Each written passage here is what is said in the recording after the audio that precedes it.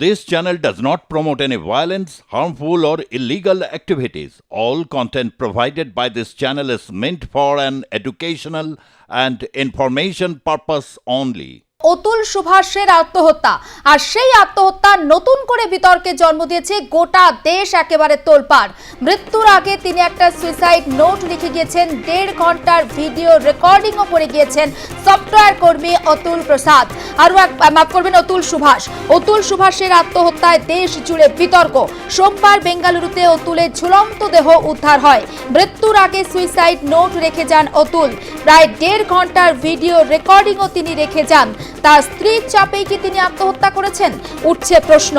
2019 সালে বিয়ে হয় অতুল নিকিতার। ঠিক কি ঘটনা ঘটেছিল, গোটা বিষয়টা নিয়ে আমরা কথা বলবো। আমাদের প্রতিনিধি নাজির রহমান নিউজ রুম থেকে সরাসরি রয়েছেন। নাজির, এই বিষয়ে ঠিক কি বিস্তারিত আপডেট বা তথ্য পাচ্ছি তোমার থেকে?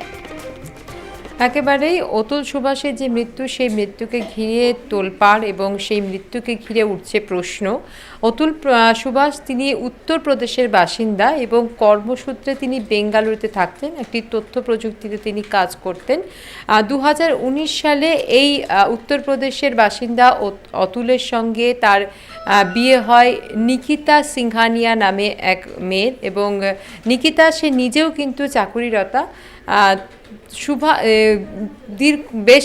বিয়ের বেশ কিছুদিন পরেই দেখা যায় যে গার্হস্থ্য হিংসার অভিযোগ নিয়ে এসেছিলেন নিকিতা, এবং তিনি পারিবারিক আদালত, যেটা উত্তরপ্রদেশের জৌনপুরে যে পারিবারিক আদালত আছে, সেখানে এই নিকিতা সেখানে অভিযোগ করেন যে অতুল তার স্বামী তার উপর অত্যাচার করছে। যেমন তাকে যৌন অত্যাচার করা হয়, তেমনই তাকে গার্হস্থ্য হিংসার শিকার, মত্ত অবস্থায় তাকে মারধর করা হয়, পণের জন্য তার উপরে চাপ দেওয়া হয়।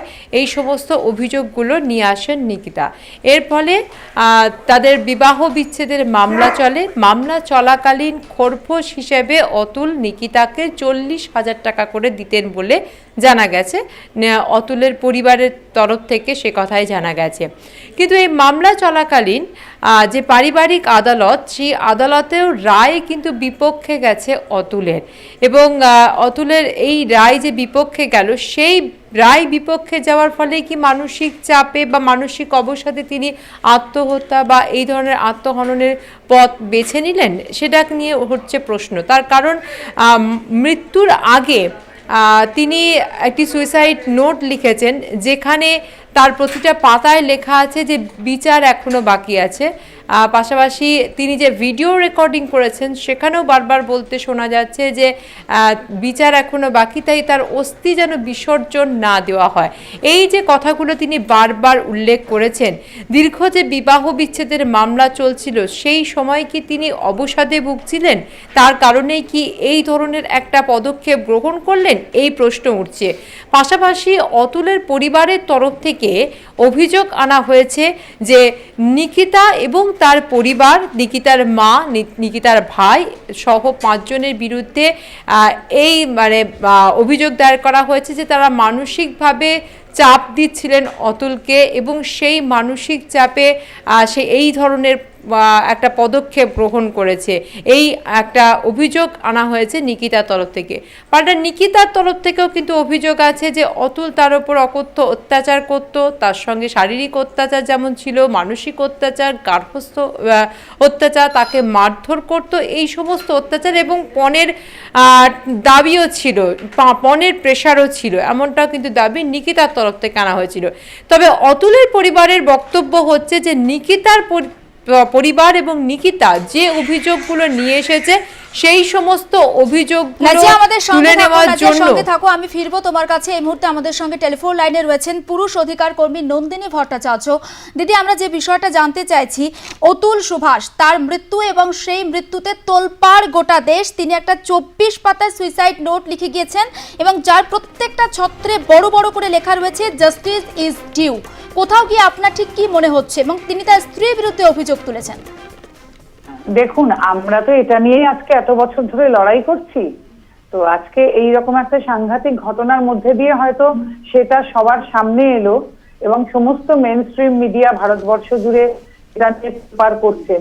এই ঘটনায় তো ভালো লাগছে বলার কোনো সুযোগ নেই। যে সুপ্রিম কোর্টও তারপরে বললেন যে 498 এর কি একটা বিশাল মিসিং।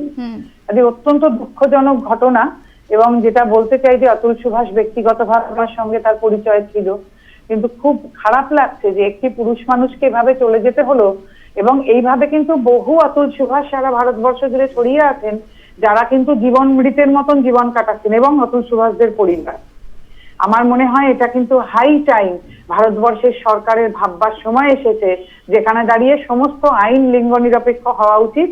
সমস্ত এই যে একটা ফেক ফেমিনিজমের হাওয়া যে সারা দেশ জুড়ে বয়ে চলেছে, মেয়েরা মানে বহু মেয়েরা বুঝতেই পারছেন না যে তারা কিন্তু আরো বহু মেয়ের জীবনও বিপন্ন করে তুলেছেন।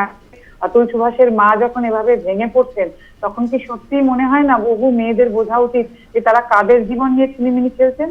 আর বহু পুরুষ অন্ধকারে তলিয়ে যাচ্ছেন, তারা কিন্তু অনেকেই তাদের ভাই, তাদের বাবা, তাদের ছেলেরা, তাদের স্বামীরা অপেক্ষা করছে। আমার মনে হয় এটা কিন্তু সেই মানে একটা ভয়ঙ্কর সময়, যখন সারা ভারতবর্ষের যারা ল মেকার, যারা মানে আইনজীবী, যারা জুডিশিয়ারি, তাদের প্রত্যেকের চিন্তা করা উচিত যে আমরা এক্স্যাক্টলি কি করেছি, আমরা এক্স্যাক্টলি ঠিক কোন অবস্থায় ভারতবর্ষের আইনি ব্যাপারটাকে নিয়ে পৌঁছে দিয়েছি, যেখানে পুরুষ মানুষের আত্মহত্যা ছাড়া আর কোনো উপায় নেই। এটা আক্ষরিক অর্থে তো একটা পুরুষ মানুষের জেনোসাইড না? আমরা যারা এই কাজটা করছি আমরা তারা জানি। আমরা এই পরিপ্রেক্ষিতে একটা চেষ্টা করছি, যদি মানে আক্ষরিক অর্থে রাত দখলের মতন কাজ আমরা করতে পারি, হয়তো আমরা সেটা করব। এবার পুরুষ মানুষেরও সত্যি সত্যি জাস্টিস চাই, সেটা বোধহয় এবার বোঝার সময় এসেছে সবার। একদম তাই। অনেক ধন্যবাদ আমাদের সঙ্গে কথা বলার জন্য। পুরুষ অধিকার কর্মী নন্দিনী ভট্টাচার্যের সঙ্গে আমরা কথা বলছিলাম, এবং কোথাও গিয়ে পুরুষ মানুষের জন্য, পুরুষ মানুষের অধিকারের জন্য রাত দখলের মতো একটা কর্মসূচি নেওয়া উচিত বা তেমন পরিকল্পনার কথাও কিন্তু ভাবছেন নন্দিনী ভট্টাচার্য। তিনি অন্তত সেটা স্পষ্ট করলেন। আমি আরো একবার যাবো নিউজ রুমে আমাদের প্রতিনিধি নাজিয়া রহমানের কাছে। নাজিয়া, তুমিও শুনলে নন্দিনীদের গোটা বিষয়টা, তুমি যেমনটা জানাচ্ছিলে। একবারে নন্দিনী ভট্টাচার্য যে কথাটি বা যে দিকটি তুলে ধরলেন, যে পুরুষও নিরাপত্তাহীনতায় ভুগছে বা পুরুষকেও এইভাবে মানসিকভাবে বহু সময় এমন চাপের মধ্যে পড়তে হয় যে এই ধরনের পদক্ষেপ গ্রহণ করে। অন্যদিকে যদি আমরা দেখি যে নিকিতা যে অভিযোগগুলো নিয়ে এসেছে, এবং সেই অভিযোগগুলো যদি সত্যি হয় বা যেভাবে পারিবারিক আদালতের রায় নিকিতার দিকে গেছে, বিপক্ষে গেছে অতুলের, তো সেক্ষেত্রে কিন্তু নিকিতা যদি এই ধরনের কোনো পদক্ষেপ গ্রহণ করতো, তাহলে সেই প্রশ্নগুলো আবারও আসতো যে মেয়েদের উপর অত্যাচার এবং মেয়েদের যে বিভিন্ন রকম অত্যাচারের সম্মুখীন হতে হয়। তো এই প্রশ্নটা হয়তো এখন আসছে না, তার কারণ অতুল এই ধরনের একটা পদক্ষেপ গ্রহণ করেছে। অতএব এই ধরনের প্রশ্নগুলো আসবেই।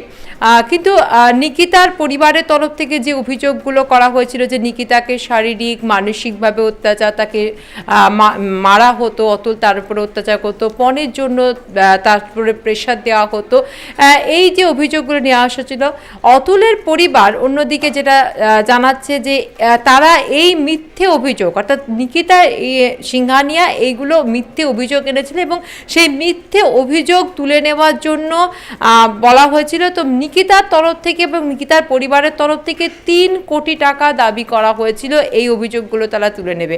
কতটা সত্য বা মিথ্যে এর মধ্যে জড়িয়ে আছে সেটা অবশ্যই আমাদের জানা নেই, আমরা জানি না। আমরা দুপক্ষেরই কথোপকথনের অনুযায়ী এবং কথার ভিত্তিতেই কিন্তু এই আলোচনাগুলো করছি। এগুলো অবশ্যই প্রশাসন এগুলো তদন্ত করে দেখবে, এবং কে কতটা মিথ্যে কথা বলছে বা কে কতটা সত্যি কথা বলছে। তবে একটাই কথা, যে একটা প্রাণ চলে গেল, এবং সত্যি সেটা খুব দুঃখের বিষয়। এবং একটা সংসার শুরু হয়েছিল 2019 সালে, তখন হয়তো ভাবেনি যে 2024 সালে এই ধরনের একটা ঘটনার সম্মুখীন হতে হবে, এবং এই ধরনের একটা ঘটনাতে একটা সম্পর্ক ভেঙে যাচ্ছে। দুটো পরিবারের মধ্যে যে আনন্দ নিয়ে যে সম্পর্কটা বা নতুন একটা সম্পর্ক সৃষ্টি হয়েছিল, সেটা আজকে এই পর্যায়ে এসে পৌঁছাবে। অবশ্যই এই ধরনের ঘটনা মানে কখনোই কেউ আশা করে না এই ধরনের ঘটনা যাতে না ঘটে।